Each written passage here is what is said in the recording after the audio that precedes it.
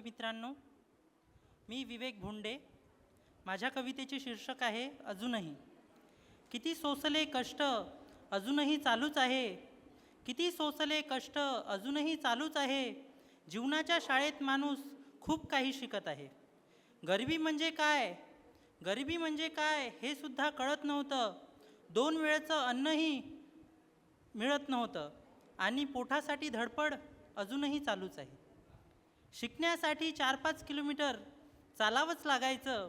मुलांच्या पाठोपाठ स्पर्धेत पळावंच लागायचं. शिकण्यासाठी 4-5 किलोमीटर चालावंच लागायचं. मुलांच्या पाठोपाठ स्पर्धेत पळावंच लागायचं. यशस्वी कधी होईल माहिती नाही, यशस्वी कधी होईल माहिती नाही, पण स्वतःशी मुकाबला अजूनही चालूच आहे.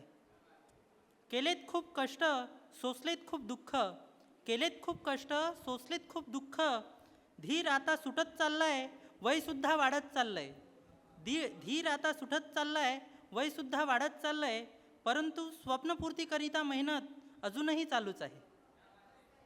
घेतोय प्रेरणा थोरांकडूनही, घेतोय प्रेरणा स्वतःकडूनही, घेतोय प्रेरणा थोरांकडूनही, घेतोय प्रेरणा स्वतःकडूनही. प्रेरणेचा कळस बांधत चाललोय आणि आत्मविश्वास वाढवत चाललोय.